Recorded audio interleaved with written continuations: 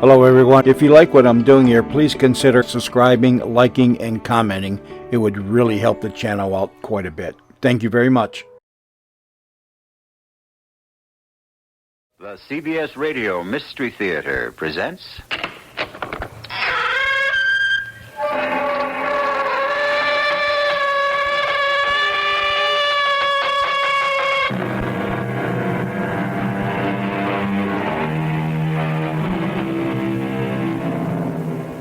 Come in. Welcome. I'm E.G. Marshall. In 1917, the Russian Revolution was unleashed. Finally, it engulfed Mother Russia and stained half a continent red. But whatever changes it wrought, it changed little in the Russian soul itself. The people under the star were very like the people today. As Gogol himself said, all the civil servants can talk about is their government office. Everything seems to have been crushed under a great weight. Everyone is drowned by the trivial, meaningless labors at which he must spend his useless life. This is a story of that old Russia. And you, an officer of the law, are trying to tell me this specter of a man tried to snatch the coat off your back? That's how it seemed, General. You see, just at that moment I was taking a pinch of snuff, and in the middle of it, I had to sneeze. And after I did, he was gone. He just up and disappeared.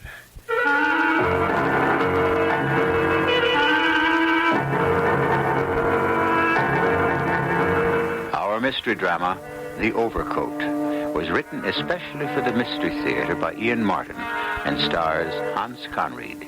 It is sponsored in part by Buick Motor Division and by General Electric Citizen Band radios. I'll be back shortly with Act One. It is a magic moment.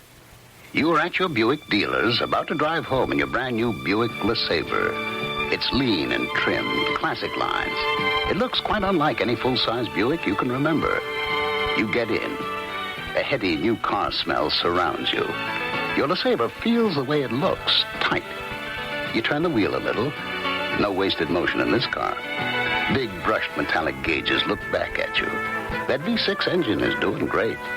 You rub your hand on the seat. 6 people could be really comfortable in here. You swing into your driveway. Your wife, the kids, the dog, everyone but the parakeet descends in the car and gets in. Off you go to nowhere in particular. Life and your new LeSabre are great. Maybe the dog shouldn't sit on the seats.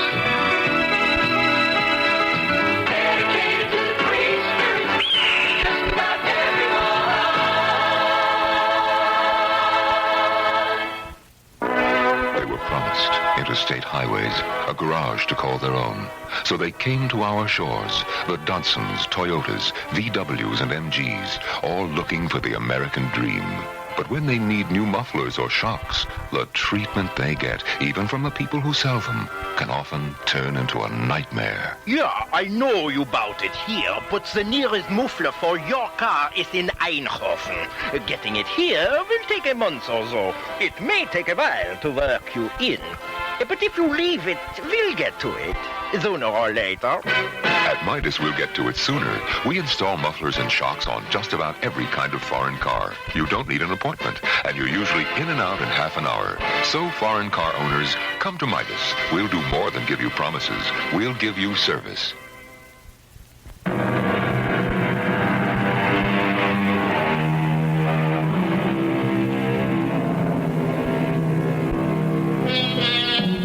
Today it is called Leningrad. Then it was known as St. Petersburg, a city that Pushkin called a graveyard of dreams, that Gogol described as an amazingly quiet place. The people seem more dead than alive. And that obsessed all later Russian writers with its intangibility, its mists, and its white nights. A mystifying and mysterious city where the individual loses all identity. And in this city lived, or should we say existed, a man whose name... No. Let his story be told by the people who knew him.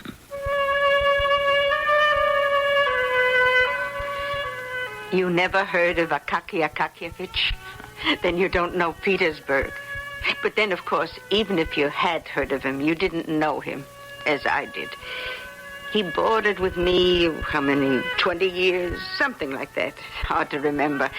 He was shortish, one would say, rather pockmarked and with reddish hair. He had a small, bald patch in front and wrinkles on his cheeks, but he always paid promptly, even if all he had was the garret room. Good evening, Madame Bushka. Oh, good evening, Counselor. It is cold out? Oh, yes, I think. I didn't notice. Oh, your coat needs mending. Oh, where? There's a tear under the arm, big enough to stick your head through. So there is. I must do something about that. I have some thread. I can patch it for you. Yeah, so much trouble. And I have, as you see, important work to do. I see by all your papers. You must watch your health. Look, I have some tea in the samovar. You could have a glass while you wait for me to fix that rent. Rent? Oh, that reminds me. Today I have it for you. Oh, so, well, come in a moment. I'll give you a receipt. Oh, I wouldn't want to take advantage of your hospitality. The receipt I could get in the morning. And your coat. Well, I could take it to Petrovich the tailor. Oh, Robert. No, one small favor I couldn't do for you once. I have no way of returning it. Did I ask? Come in, then, and take off your coat. I look at him as I sew this old bunch of rags he calls a coat, and I wonder. He has taken the tea, but he is in an agony of embarrassment because I've taken him out of his world. You're not drinking your tea. Oh, yes. Well, it was just a little hot. Oh, and maybe not enough sugar. Oh, yes, enough. More than enough. I'm not used to sugar. As you will. Well, you always bring so much work home. But there's always so much to be done. Oh, what is it you do at the department? I copy. Oh? Copy what?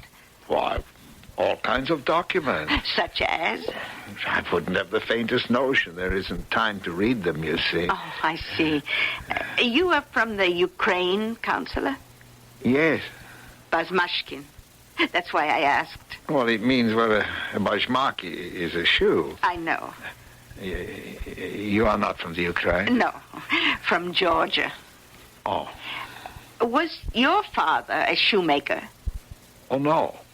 Why? Because of your name. Oh, no, that was because my grandfather went around in boots, and they had them sold just 3 times a year. But you don't have boots. Oh, no, I have shoes.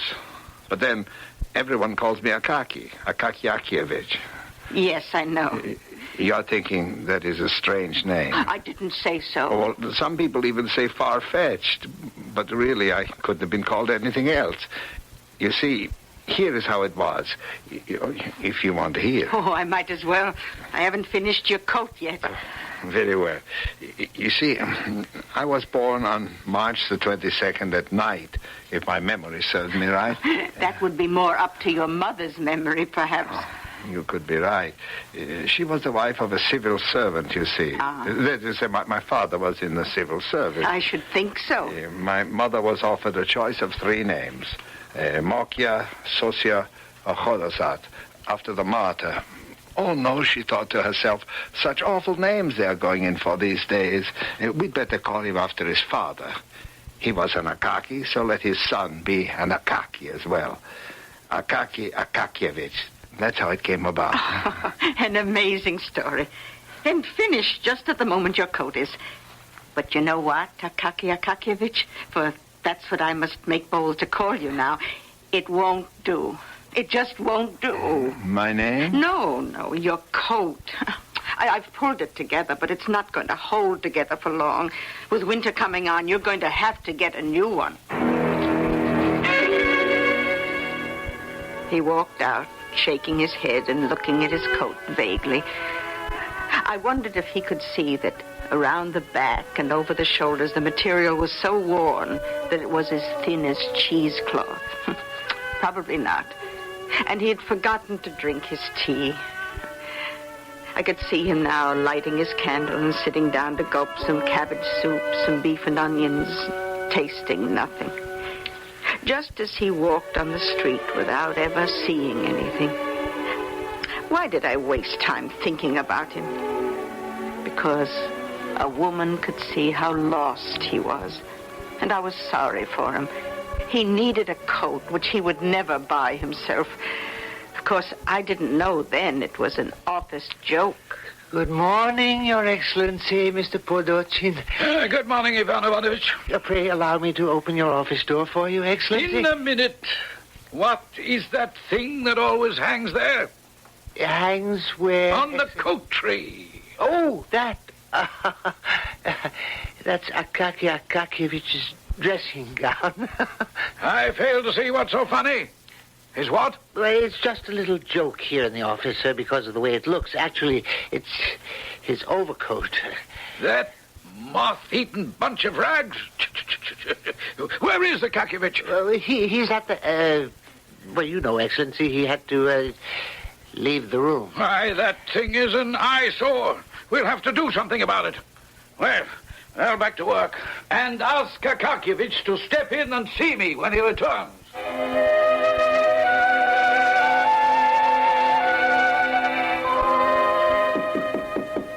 Come in. You sent for me, Your Excellency, Mr. Podochin, sir? Ah, yes. Well, close the door, man. Oh, yes, sir. And come over here and sit down. Oh, I couldn't. I wouldn't feel right. I just stand, Your Excellency. Well, suit yourself. It's, it's about, how long have you worked here at the department, Akakevich? Oh, dear me, no. I don't think I quite know. Before you took over, Excellency. You've been here that long? Oh, yes. That's strange. I never quite noticed you. Oh, I was here with Director Suslov and Director Korvalyov. Good heavens, you must have been here at least 20 years. Oh, I suppose that would be it, Excellency. Give or take a year, one or the other. And your title is? I'm a titular counselor, Excellency. Clerk. That's another way of saying it. Your salary? 400 rubles. A year? To be precise, per annum. Good heavens. Oh, what do you do? I copy, sir. Copy? Copy. Is that all? Yes, Excellency. Well, perhaps we can find you something a little more interesting and challenging. Oh, please don't, Excellency. You're not interested in advancement? Oh, it isn't that. It's just that... Come on, man. Spit it out. I'm not happy that way. Just copying makes you happy? Oh, yes, Excellency. I love my work. It's my whole life. I take things home, extra things from the office to copy. And if there isn't enough work, then often I just copy for my own pleasure. Especially if it's something addressed to someone newly appointed or important personage. I never heard anything like this in my life. And where do you find these precious documents to important personages? Oh, dear, anywhere at all. The newspaper, an old book, it doesn't matter. Would that be all, Excellency? Huh? Oh, yes, that's all. It's certainly about all I can take for one day. Thank you, Excellency. Oh, by the way, about your dressing gown. My dressing? Well, I mean that garment hanging out there that pretends to be a coat. Something will simply have to be done about it. I mean, it's falling apart. One can see through it. I can't have it hanging there. Gives the place a bad tone. Doesn't speak well for the department. Yes, Excellency. I was thinking of taking it to the tailor for repairing. Repairing? If he sticks a needle into it, it'll dissolve into dust.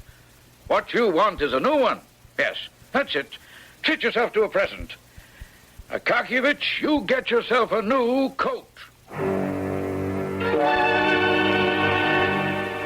What did the old crab want, Akaki? He wants me to get a new coat. Is that all? Fine. I think it's a good idea. But I can't afford it. Oh, nonsense. Anyone can afford a new coat. Anyway, you haven't any choice. What do you mean? You don't want to get the sack, do you? Find yourself without a job? Oh, he wouldn't do that. Not His Excellency, not the prince of a man like His Excellency.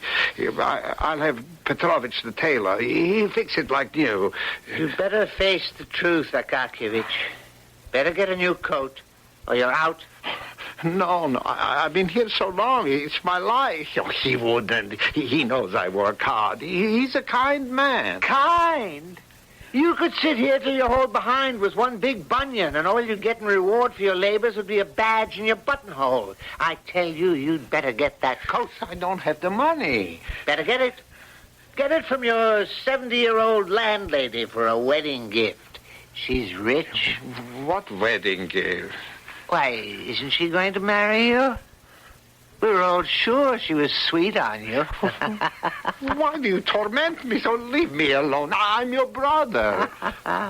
You won't be long if you don't get that overcoat. Get it.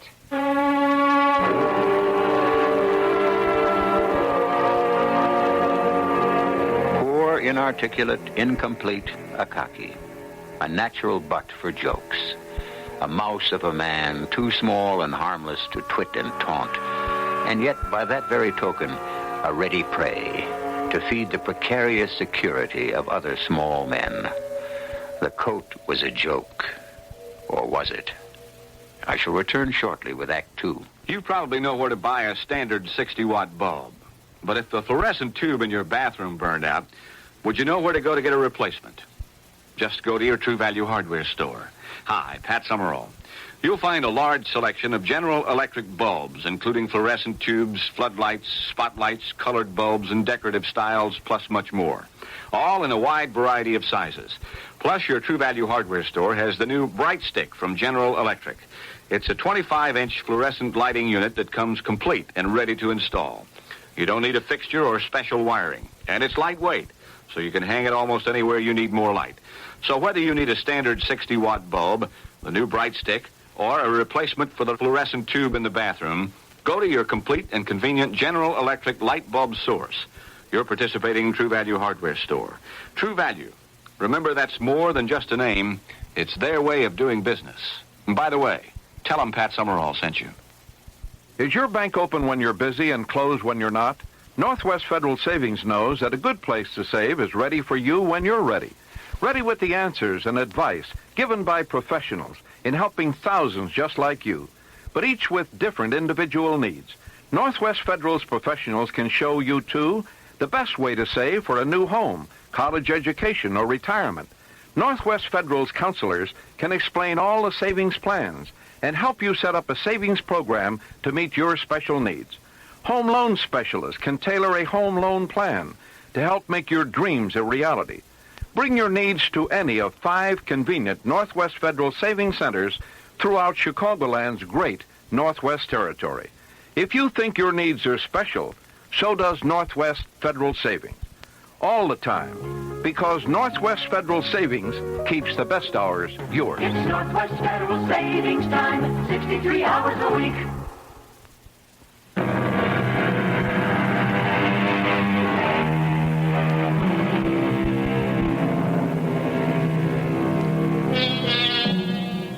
The chief clerk in the bureau where Akaki worked didn't think of himself as an unkind man.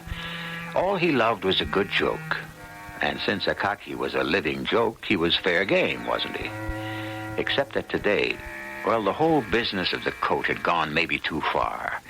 It upset Ivan's dinner enough to have him resolve that he wouldn't wait till the next day to reassure Akaki that his job didn't actually depend on him getting a new coat he couldn't afford. He would go to Akaki's lodgings that same night. Yes? Good evening. You are Mrs. Bushko, the landlady? Yes, but we have no rooms. All filled up. Oh, your pardon, I'm not looking for rooms. I am Ivan Ivanovich Anenkov, Akakievich superior at the bureau. Oh, it is I who must ask your pardon, Excellency. Oh, please enter. Oh, thank you. But not Excellency, just Counselor. Oh, well, as you prefer, of course. You wish to see Mr. Bazmachkin? Who? Akaki Akakievich. Oh, yes. Well, I never knew his surname. Could you direct me to his quarters? Oh, he is not in.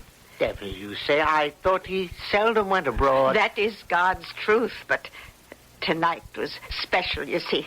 Aha. Then you know where he's gone. Of course, to Petrovich the tailor. Oh, dear. Would you know why? Well, I'm not one to gossip, but yes, I think he has gone about his overcoat.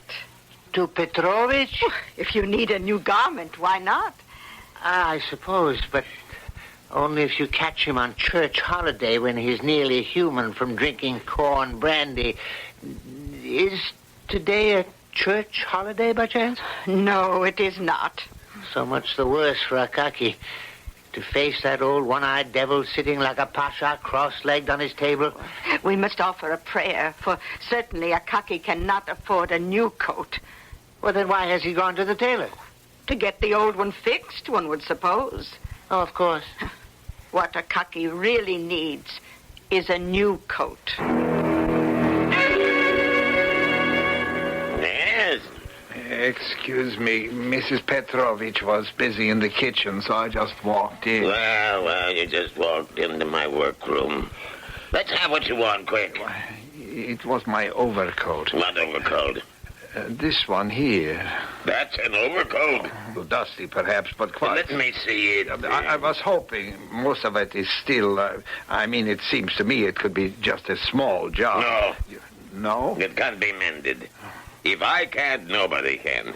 It's a mess. Yeah, but I thought perhaps some patches. I have patches, plenty of them, but I can't sew them together. The coat is rotten. Touch a needle to it and it falls apart into pieces already. But the pieces, couldn't you just patch them up again? No. Too far gone. Only one answer for you. What? You must have a new one. Well, if I had a new one, how would I mean... How much would it cost? Yes. You can reckon on 3 50-ruble notes. Or more. 150 rubles for an overcoat? Yes, and then it wouldn't be too much to write home about. It should have a fur collar, martin, and a silk-lined hood, but then we are talking about 200 or more. But if my old one could just be repaired... Don't waste time talking about it. Forget it. You must have a new one. I can't afford a new coat. Somehow you can. In Petersburg, during the white, cold season of days and nights, everyone must. Or else they die. Don't you have any savings? Just my pig bank. Your what? It's a habit, you see. For every ruble I spend, I have this little bank with a slit in the back, and into it I put a half kopeck. I've been doing it most of my life. It must be a very heavy bank and big. No. Every 6 months I pull the cork and change the kopecks to silver to put away in my sock. It adds up over the years. To how much? Oh, to nothing like the price you ask. Well, how much? Oh, yeah, but about 40 rubles. Couldn't you make me one for 40 rubles? Are you out of your mind? Am I to starve, too? I told you the price. Yeah, but all those rubles, supposing... Supposing what? Supposing, Mr. Petrovich, I was to give you the 40 rubles I've saved so that we could buy the cloth, and then I was to pay you the rest as soon as I had the money. What are you saying? How could I do such a thing?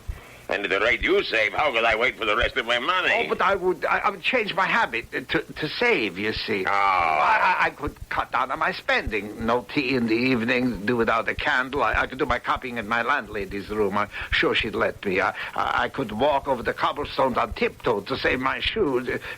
Watch how much laundry. After I came home, I could take off everything and just wear my dressing robe. Why? Why, if I don't wear my underclothing, it will last longer.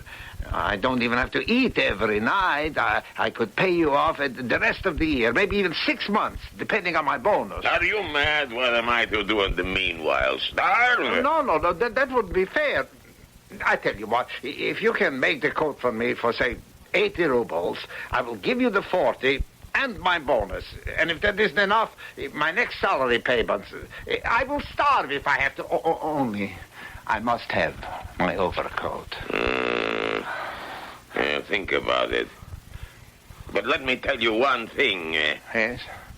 I won't consider it when you come back. Unless you bring me, without my wife seeing you, a glass of corn brandy. You sent for me, Excellency? Huh? Oh, yes, Ivanovich, come in. Yes, Excellency. And shut the door. Of course. The holidays are not so far away. We must prepare the bonus list. Now sit down. Such a pleasure, Excellency. To sit down? No, sir.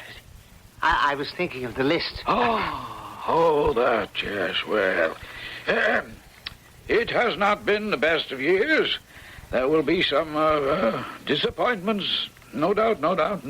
Not anyone to let go, Excellency? Oh, don't be silly, Ivanovich. No one in a government job is ever let go. Unless, of course, the government changes, which doesn't seem likely. Still, some years are, forgetting that for the moment. By the way, what on earth has come over that wretched little Akakievich the last few days? I've passed his desk on recent mornings, and, well, I'm quite sure he never did it before, but he's humming. Well, yes, that's because, you see, he's happy. Happy? What's he got to be happy about? Why, his overcoat. That dish rag. It's one of the things I wanted to talk to you about. That dressing gown, that miserable floor mop. It depresses me. I can't stand to look at it hanging there. You won't have to. He is having it altered by a tailor. Ah, yes. Well, that's a relief. I can't have those rags hanging here during the holidays. He'd better fix it by then, or winter will be over. Yes, sir. That's not too much to hope, is it? No, Excellency. If he can afford to pay for it. Petrovich, the tailor, that one-eyed bandit, gives no credit. And without the bonus, Your Excellency will pardon me, but I know Akaki is counting on that. The bonus, yes. Well, we shall see. But it'll be no more than last year, mind you. No more. And besides, one must wait for the holidays for that. If I know Petrovich, Excellency, we'll also have to wait for the coat for that.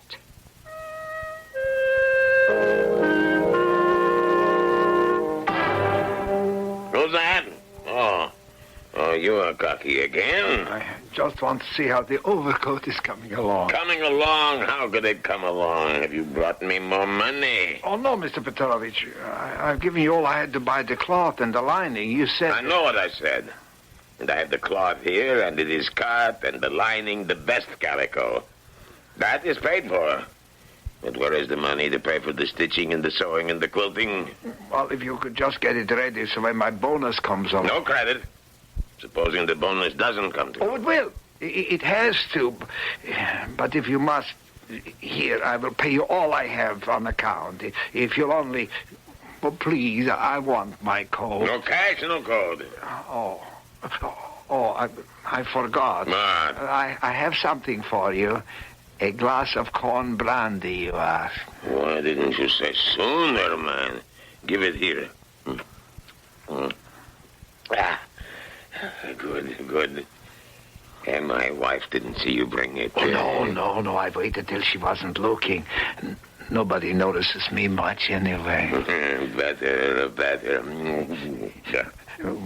Would you continue? I mean, would you consider, to sew?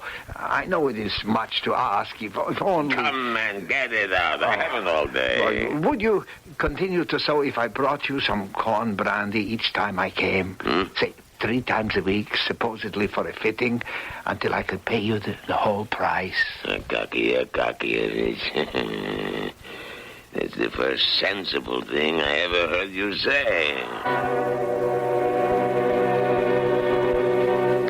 Perhaps I am foolish, but a man can be a dolt and still be honest. Once in my life I could trust someone, no? The brandy is warm in my belly. Why not? What is one coat? He will have to pay to get it. He has the money. All men are liars. And after all, what a fuss about one coat. You would think his life depended on it.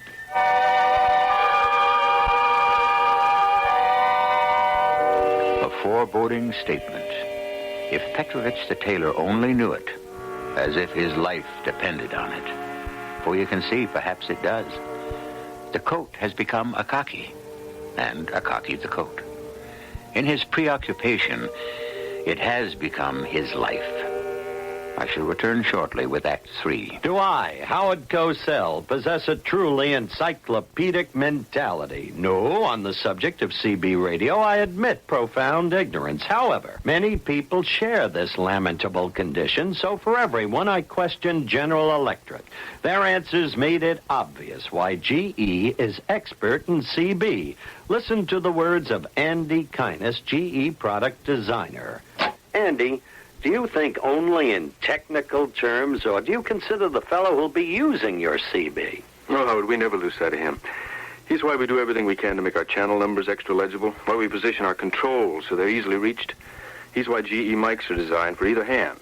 We even backlight our meters to increase readability. Powerful arguments for GE, Andy. The human factor in engineering. Another reason to buy GE CB. This is Howard Cosell saying GE. That's more than you can say about any other CB. This is WBBM Chicago. And now here's a message from Bryant Air Conditioning. Believe it or not, summer is on its way. Some of the flowers will come blooming in April, believe it or not, and you'll be walking around without a heavy coat. That may not seem uncomfortable after the cold weather, but it can be just as unpleasant with the hot, muggy, humid weather that may come this summer. What to do about it? Look into buying a new Bryant Quiet Line central air conditioning system. Right now is the right time to buy Bryant. So call Air Right in Addison at 627-9633. He's got the right price. That's Bryant Air Conditioning, the unit that could save you more money because it has the lowest EER rating. In fact, it could possibly save you enough money to pay for your Bryant Quiet Line Deluxe air conditioning system in 5 years. Believe it or not. So call Air Right in Addison at 627-9633. That's Air Right at 627-9633.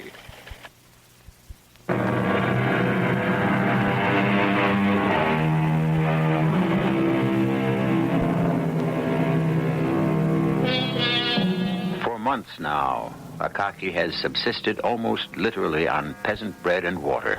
His samovar simmers no more. Meat is a dream of the past, and only an occasional bowl of cabbage soup gives him energy to continue. The only force that keeps him going is his dream of the overcoat, which is slowly taking shape on the table of Petrovich the tailor. Akaki is deeply in debt to his landlady, which necessitates his sneaking in and out of the house till, this time, he's caught. Ah, there you are. I've been trying to catch you for weeks, sneaking in and out. If it's about the rent. Oh, about the rent, perhaps, but not altogether. I'm only waiting for the bonus. All right, the rent let us put aside. 20 years you paid me steady every month. Is a person to have no concern for another person? Sometimes we must take things on trust. Madame Bushko, please believe me. Somehow I will catch up. Oh, so you will catch up, maybe. I wouldn't drop dead. What worries me more, you could. Excuse me? Now, don't try to fool your landlady. You don't eat anymore. Oh, that's by choice. For my health. For my health. Some business concern. And as to the rent, you need have no worries. Oh, the rent I worry about. A woman, widowed, all alone, why not? But it is not that. It's you, Akaki. Come, I will make you a good meal and we'll talk. Oh, no, not tonight, Madame Bushko. I'm due at Petrovich the tailor. The overcoat. I have the money, Petrovich. The money. And the brandy. The what? Oh, yes, here. Then we can really celebrate. And I will bring you the coat first thing in the morning. Okay. Only the collar is left to finish. Could it be Martin? Let us not reach too far, Akaki. At these prices. But I have something no one will ever know from the real thing. See? Cat fur. Cat fur. Oh, he feels so soft, so rich. You shall have the coat complete with the collar first thing tomorrow. Well, what is going on here? What is all the excitement? Back to work! Yes, Excellency. We're sorry if we disturbed you. It's Akaki Akakievich. Oh, what about him? For once in a year, we're all rich. And Akaki has used his bonus to throw away the old dressing gown and have himself made a new overcoat. So, you, Akakievich. Let me see. Is it not a work of art, Excellency? You see, here, the seams and the collar. What fur would you guess? And the lining, quilted. All this fuss about an overcoat? What kind of a government bureau is this that it can waste its time in trifles? It's very nice, Akakievich. And don't let me ever see that old one. As for the rest of you, back to the important work that must be done. Important work.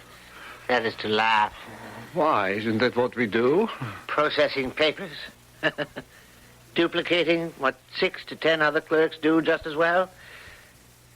It's a living. What else? The only thing that makes it bearable are what few occasions we have for a holiday. And now, we have occasion for another. Oh, but we just had one. Akaki's holiday. You finally got your coat. Aren't you going to give a party because of that? A party? But you... Don't you think he should? Yeah, sure. Don't you think? But I don't have any money left. Everything I had went for this. Well, then I shall give the party. Everyone to my house tonight to celebrate Akaki and his new coat. Come, Akaki. You must join the rest of us. Oh, I'm not much for dancing. Well, then you can drink. I'm not much for drinking. Makes me dizzy. Oh, tonight you should be dizzy. You drink the vodka here. Oh, I'm afraid to. It's such a long way home. Will you have your overcoat to keep you warm? Must you cradle it in your lap as if someone was going to take it from you? I was just feeling the fur. Cat fur. Let your hand see how smooth. You let your throat feel how smooth is this vodka. Drink up and join the rest of us. Hey! Let's drink to Akaki Akakievich and his coat with a soft fur collar. It was the greatest moment of my life. But they shouldn't have let me drink so much. Or I shouldn't have, because now I'm stumbling through the white mist of a Petersburg night. It is cold, numbing cold. But inside my overcoat, I'm warm for the first time in my life. Through the drifting snow, I can see someone now. And also for the first time in my life, I am at peace with my fellow man. I can summon up enough resolve to ask this person where I am. Except that I misjudge a little and bump into him. All right, cousin. Isn't the pavement wide enough without you having to crawl up my nose? I'm sorry, I didn't see you were taking snow. What else to keep the nose freezing against the cold? Best thing is an overcoat. Good night, kind sir. Hold a minute. An overcoat, you said? Did I? Just a manner of speaking, expression. Oh, but cousin, I understand. That's a handsome overcoat you're wearing. You like it? More and more since we're alone. You'd be surprised how much, for it is about to become what I see as my overcoat. Now give it to me.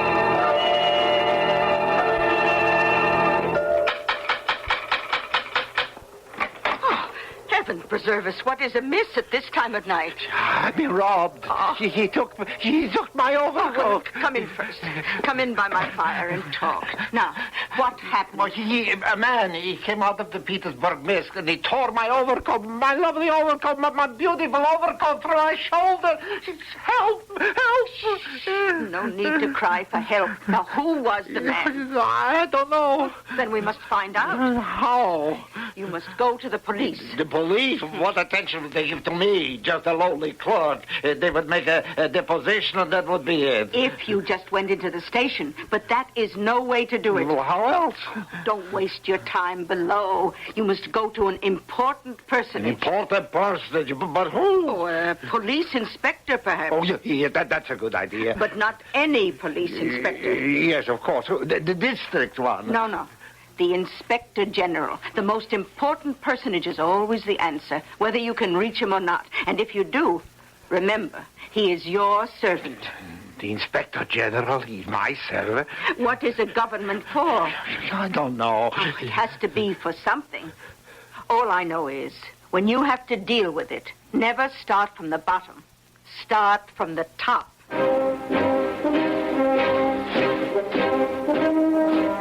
Well, this trivial affair should never have come to an important personage like me.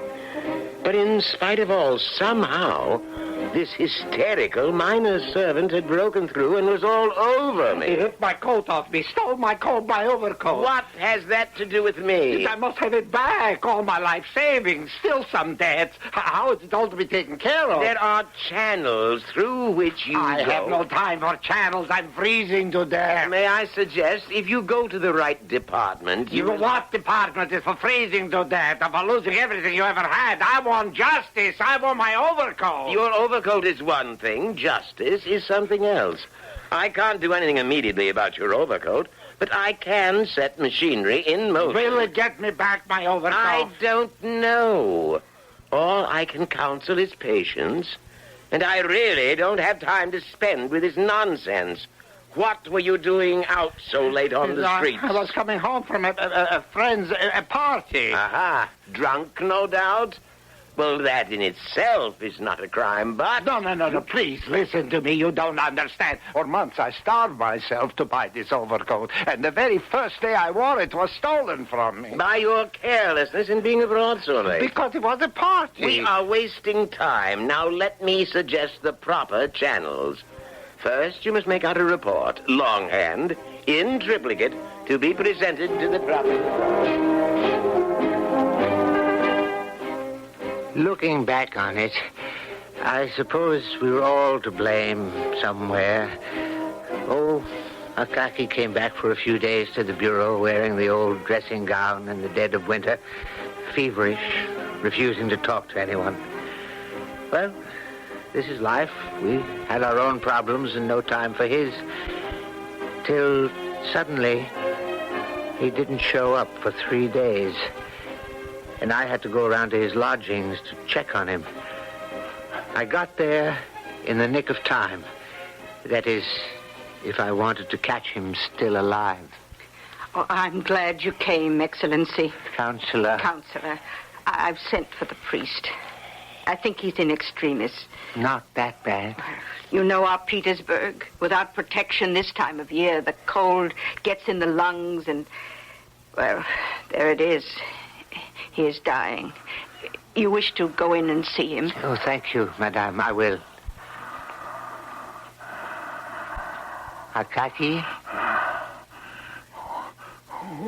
Who's there? Who's there? Ivan Ivanovich. Come to see you. Then I'm dying. No. If anyone comes to see me away from the office, I am dying. Now, Akaki... It doesn't matter. But where? Where is my overcoat? Your coat?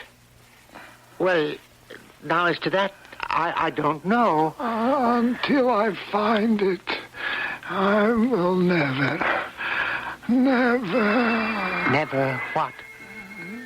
Die. Never die. They left it all to me, of course, the men, after he died. No one cared all that much. I have to admit, not even myself. He was there for a while, and suddenly he was gone. so many people in the world like that. But not Akaki, not so easily. For most of us, it was only a note in the paper, but for the important personage, it meant a good deal more. Why, the devil you say, by the Lincoln Bridge, ripped the overcoat off the man and faded away into the mist, eh? Well, don't worry, we shall take steps. And you, an officer of the law, are trying to tell me this specter tried to snatch the coat off your back? Well, that's how it seemed, General. But you fought him back? In a manner of speaking, you might say. Well, what does that mean? Well, he caught me in the cold and the mist and all, and you see, just at that moment I was taking a pinch of snuff, and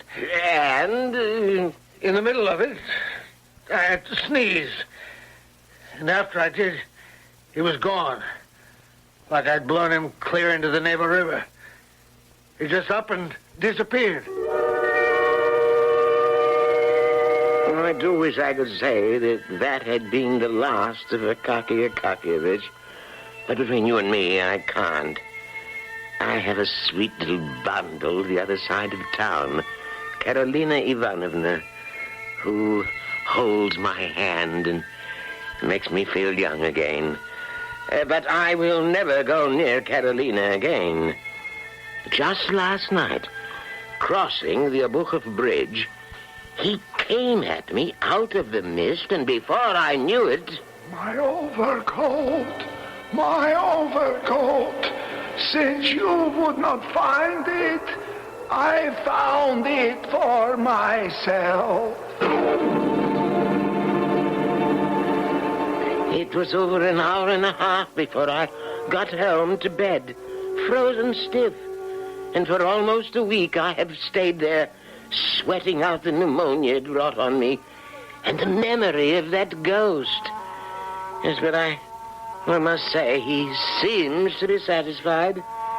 My coat evidently fitted.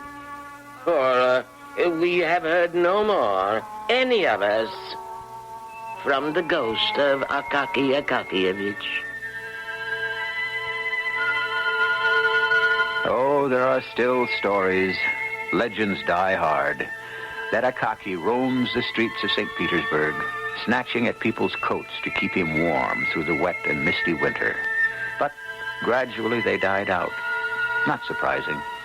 The city became Petrograd, and then Leningrad. Different times, different cultures. And although it is still possible to freeze to death in Leningrad, they are not the same people for Akaki to haunt. So maybe he does rest in peace. I shall be back shortly. Say hello to a goodbye, go Greyhound. Now you can go anywhere in America for only $50 or less. Anywhere by the most direct route for only $50. Greyhound's fantastic one-way bargain fare can take you coast to coast, border to border. Anywhere out of state Greyhound goes, you'll ride smooth and easy. And you can stop over free. And here's something else. You can also take a child under 12 along with you free. Greyhound's $50 fare is good for 60 days or until June 15th, whichever comes first. Greyhound's $50 fare. Tell them that's the ticket, Pearl. When you want to take a trip, honey, why fly? Greyhound will save you more. My, say hello to a goodbye, go Greyhound. And use Bank AmeriCard or MasterCharge.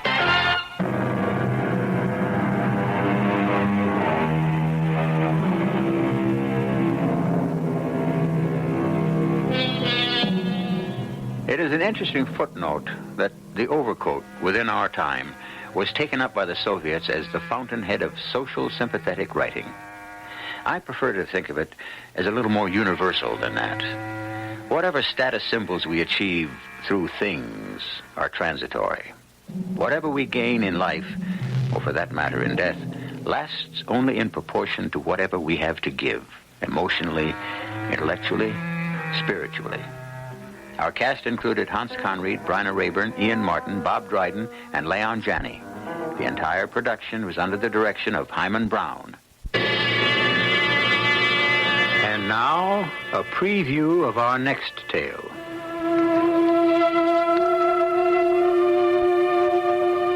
The drink tastes awful, but I try to finish it. Thoughts of Helen dart in and out of my brain, little flashes of piercing light gone before I can identify them. Helen's face when I met her. So young, just 18. Helen's face twisted with pain later on. I hear her screaming at me and me screaming back. But that was all a long time ago. And now I'm sitting in this bar with this drink. Well, I'm not much good with people these days. Want me to leave you alone? No. I appreciate, give me another drink, will you? You sure about that? Yeah, I think so. Radio Mystery Theater was sponsored in part by True Value Hardware Stores. This is E.G. Marshall inviting you to return to our Mystery Theater for another adventure in the macabre. Until next time, pleasant dreams.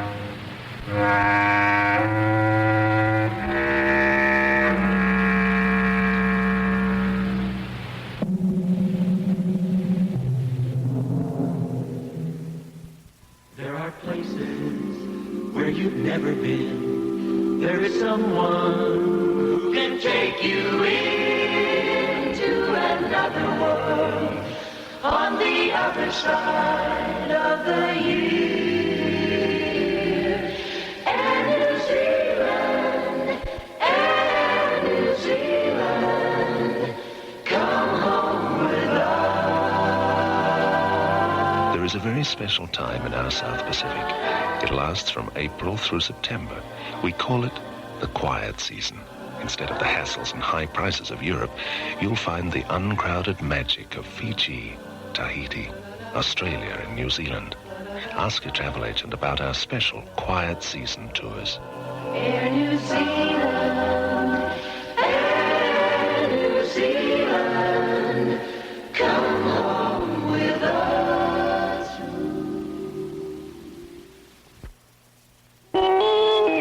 CBS News. There appears to be a serious escalation of the long guerrilla war in Thailand. This is Doug Poling reporting on the CBS radio network.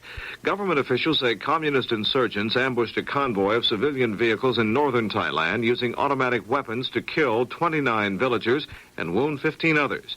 It was the bloodiest incident of its kind in the 12-year-old insurgent war in Thailand.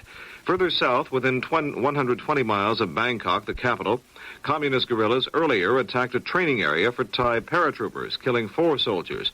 It was the closest attack to the Thai capital in memory. Observers feel the bold assault shows the insurgents have become much more aggressive under the new government, which is about 5 months old. More news in a moment. Hello, food fans. Denny Brackett here with a hint about tomorrow's tasty tidbit on Meet the Cook. Our guest chef will be actor-comedian Richard Deacon. Now, hear the voice and you'll place the face. Do you like chicken? I do. Try chicken Marengo in the microwave oven. You'll love it. Now, that's the Deacon speaking, all right, about his chicken Marengo.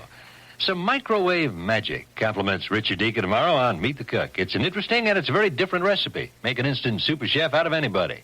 Meet the Cook tomorrow, right here on CBS. What if you were swept up in disaster? What if your kid were drowning?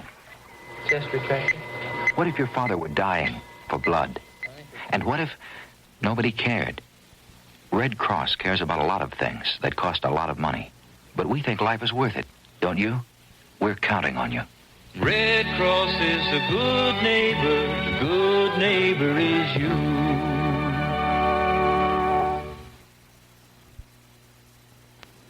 Near Towers City, Pennsylvania, rescue workers continue to chip away at about 30 feet of solid coal to try to reach a miner who is alive after being trapped for 2 days. There's no word on the fate of the other 7 men inside the mine. A smaller hole has been bored out, and rescue workers are talking with and passing food and hot drinks to 37-year-old Ronald Adley. It may be another 24 hours before they get him out. Some relief from the long drought in the West and the Midwest, but it was a mixed blessing. It came in the form of heavy snow clogging highways in Oregon and Washington. In the Dakotas, Minnesota, and Wisconsin, up to 16 inches of snow fell, making things difficult for travelers and closing more than 500 schools. It has helped dry conditions in the Midwest, but it's not known how much of the snow will melt into the now frozen ground and how much will be lost in the spring runoff. An avalanche has killed a skier at the Snowbird Resort in Utah. Another skier, Jerry Burke, was on the slopes and saw what happened. While I was unfogging my goggles, I looked over to the right and I saw this big white cloud coming down. It was silent, actually. And then, after the cloud went by, I saw boulders as big as my head screaming by and chunks of trees and stuff, and then I realized it was kind of big. So I sat there for a minute, let the air clear, and I hear this moaning coming from in the trees, and I ski over there, and here's this guy just plastered into this tree, half buried, and I spent about 10 minutes digging him out while I'm shouting for someone to get the ski patrol. That victim survived with broken bones, but the body of another skier was uncovered a short time later. A new report by the MIT Harvard Joint Center for Urban Studies says the rapidly rising cost of housing in the United States could get much worse. It says by 1980, just under 4 years from now, the average American home could rise to $78,000. More on the story from Sam Ford in New York. The increases are blamed on a number of factors: rising interest rates, higher mortgage handling charges, and Professor Bernard Frieden, who helped write the report, blames environmental laws, which he says have made land prices soar. We've now had water and sewer moratoria. We have development charges, sometimes amounting to as much as $5,000 or $6,000 per house. These are so-called hookup fees, but what they really are a tax on the new resident, passed along in the form of a higher sales price. We've had coastal zone regulation. We've had new controls to try to block the sale of farmland for development. We've had much more complicated regulatory processes.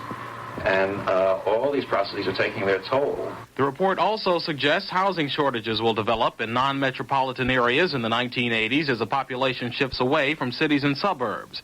One of the report's authors summed it up by saying, suburban sprawl was the word for the 60s, the movement to the Sun Belt for the 70s, now back to the country is the word for the 80s. Sam Ford, CBS News, New York. If your child throws away the lunch you send to school each day, send wonder, kids eat it up. If he fiddles with the middle, then throws the bread away, send wonder, kids eat it up. Kids know what bread they want to eat. Wonder. There are cheaper breads, but they're not always as fresh and soft the way kids like bread. When you send a lunch to school, make this the daily rule, send wonder, kids eat it up. General, our orders have finally arrived. Thank goodness we've been trapped here for 12 weeks. The men are, well, open it, sir. I can't. What? It doesn't have an Easter seal on it. So what, sir? People should use Easter seals. It shows you care about people. What about us people, sir? We'll be all right, soldier. Sir, we're out of ammunition and food. That's all right. We'll use our bare hands and eat our boots. Can I steam it open? Bite your lips, soldier. I'm sorry, I don't know what came... People notice when you use Easter seals. It says you're helping the Easter Seal Society help the handicapped. Congress has given its approval to amend the budget ceiling, allowing up to $17.5 billion for President Carter's program to create jobs and give tax rebates. Both houses will now start work on the actual proposals. This is Doug Poling, CBS News. News Radio 78, WBBM, Chicago. Good evening, everyone. This is Alan Bickley on News Radio 78 in Chicago. Light rain has been falling in northeastern Illinois tonight, also in southeast Wisconsin, southern Lake Michigan, and northwest Indiana. Widely scattered light rain is occurring in northwest and north-central Illinois and drizzle in east-central Illinois. All of this wetness is moving to the northeast at 35 miles an hour. Our forecast for the rest of the night, cloudy and warmer with intermittent light rain and temperatures on the rise. Tomorrow, mostly cloudy with showers ending and turning colder with a high of 49. Then on Saturday, mostly cloudy and colder with rain or snow. Temperatures for the next 5 days are going to average 3 to 8 degrees above normal. The normal high 40, the normal low 25 degrees. Now at Midway Airport, 45 degrees, 43 on the lakefront. The humidity 93%, wind southeast, 11 miles an hour. In the local news, Democratic mayoral candidate Edward Hanrahan is charging that Mayor Bilandic had a conflict of interest when he voted on ordinances which affected the Brighton Building and Maintenance Company. Frank Bernard reports. Hanrahan says acting Mayor Bilandic should fully disclose his relationship with the Brighton construction firm and fully explain what role he played with that company when Bilandic, as an alderman, voted to approve city contracts for that company. How can you ask the public to have trust and confidence in you if you won't level with them? I don't think that Mike Bilandic is being fair to the public, and I don't think he's being fair to himself because he is a better guy, in my opinion, than the kind of public image he's getting today because of his own refusal to debate and because of his refusal to answer questions. Hanrahan says Bilandic's voting for the contracts is a clear violation of the conflict of interest laws, but he says he'll reserve judgment on whether he feels it was an indictable act until Bilandic makes a full disclosure. At the Hanrahan headquarters, this is Frank Bernard. State's Attorney Bernard Carey announced he'll conduct an investigation of whether there was any impropriety in Bilandic's actions. Carey praised Bilandic for promising to produce all available records. The votes came in 1971 and 72. Bilandic says he cut ties in 1974 to 6 firms operated by Bowler, who was indicted by a federal grand jury this week on charges of bid rigging, antitrust, and racketeering. Mayor Bilandic will be appealing for state aid to Chicago schools when he meets with lawmakers tomorrow. Bob Crawford has the story. Bilandic will meet with Democratic legislative leaders here at City Hall tomorrow, and at the top of the agenda will be aid for Chicago schools. In advance of the session, the acting mayor suggested agreement with the claims of Democrats that there is money available to bail out city schools because Governor Thompson is underestimating revenues. And he plainly disagreed with those who say an early school closing could be avoided by cutting alleged fat from the school board's budget. We always hear those great allegations of waste and inefficiency, and I think through every political campaign and at every budget time you hear that, maybe some of the people who've been talking about that sort of thing ought to find where all of that fat is in the budget, if indeed it is there. And Bilandic made it clear that he isn't thinking along the lines of the city coming up with aid for schools. That, he said, is the state's job. This is Bob Crawford. The county school superintendent says arson and vandalism cost Cook County school districts almost $2 million in the 1975-76 school year. Richard Martwick said that in most cases, school officials are helpless in attempts to apprehend and prosecute vandals. He released figures showing the cost of arson to suburban school districts was $1,059,984. That includes the $850,000 damage when the Havlicek Elementary School in Berwyn was virtually destroyed by fire. Superintendent Martwick suggests that schools intensify programs, especially in the elementary schools, to make students aware of the gravity of arson and vandalism. He also proposes uniform laws that would hold parents responsible for certain acts of vandalism by their children. State Controller Michael Bacala says Governor James Thompson was unnecessarily pessimistic when he calculated the revenues available to the state in the coming year. Bacala says his office has determined that the growth of revenues could be $100 million higher than Thompson's figures. The governor will have my full support in trying to hold down a level of expenditure growth. I've been talking about that for a year, but only after he adjusts some basic assumptions that we believe to be unfounded. The key ones really relate to the area of revenue. We believe his estimate of revenue growth is clearly low, and his estimate of the year-end balance for fiscal 77 is also low. Bacala says his estimate of revenues would allow for another $20 million in state aid to Chicago schools. Thompson has proposed $8.5 million in funding for Chicago schools. The Illinois House has voted to restore millions of dollars to the Regional Transportation Authority. Alan Crane reports. The House concluded its week by approving and sending to the Senate a bill to appropriate $16 million for the Regional Transportation Authority. The move is an effort to restore funds cut by anti-RTA forces in last year's legislative session. The bill was cut by $8 million in floor action on Wednesday when it was determined that the Public Transit Fund had no more than $16 million. The House also approved a resolution that directs the Illinois Legislative Investigating Commission to probe the recent increases in natural gas bills. Earlier, the House Executive Committee approved 3 bills that will increase expense money for lawmakers.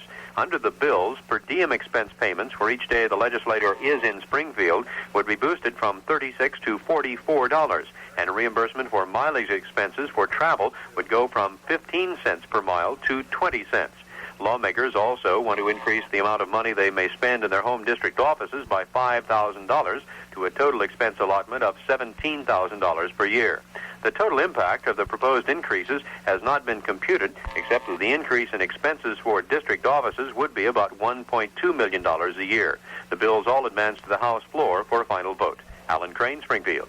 The Regional Transportation Authority has approved $77,000 in salary hikes for 33 of its employees. Diane Apt has details. The RTA Board approved salary hikes for 33 employees, including 6 increases of more than $3,500.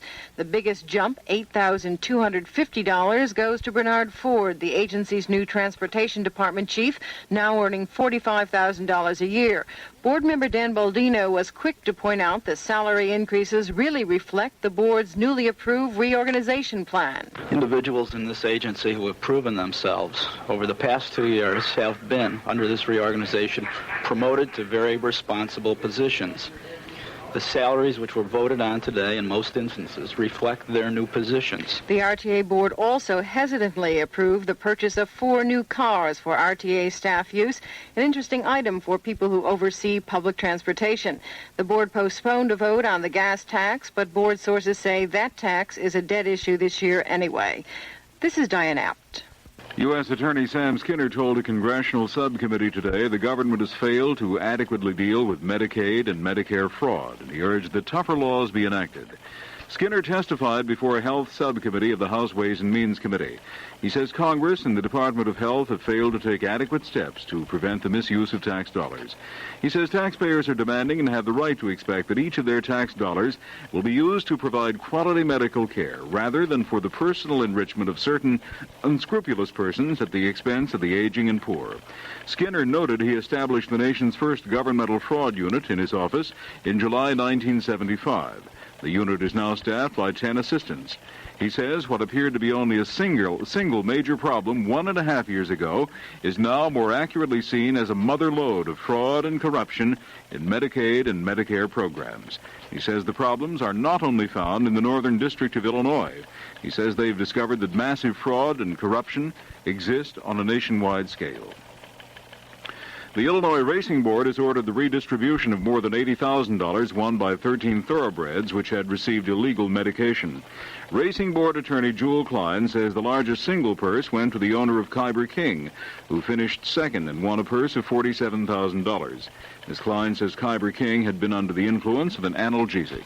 Phenylbutazone, otherwise known as Bute, is an anti-inflammatory. It reduces swelling and thereby relieves pain. It is permitted for older horses in Illinois, but is not permitted for use on 2-year-olds in the state of Illinois. The other horses had received illegal injections of a morphine derivative. Agriculture Department inspectors have found the disease contracted by birds has not spread to Chicago. John Cody has that report. Rumors have been floating around Chicago for a couple of weeks now that some pet stores in this area had received shipments of birds afflicted by Newcastle's disease.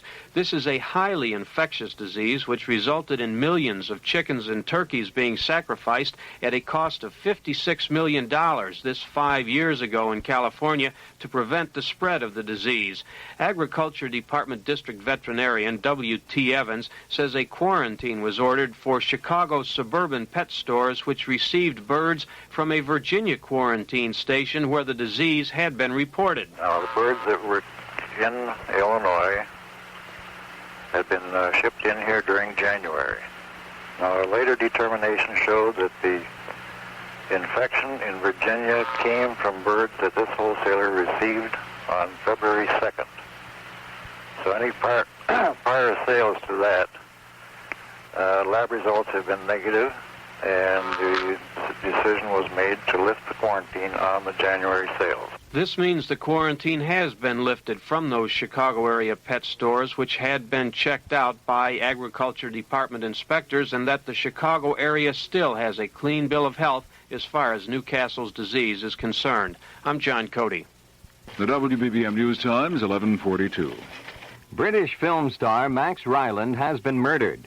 Andrew Garve, in his novel Home to Roost, makes it clear that the demise of the actor is a small loss to the world, and in some cases a joyous celebration would be in order. Max Ryland was a rotter, unloved by almost everyone he had ever come in contact with. The narrator of this story is Walter Haynes, a celebrated author of many detective stories.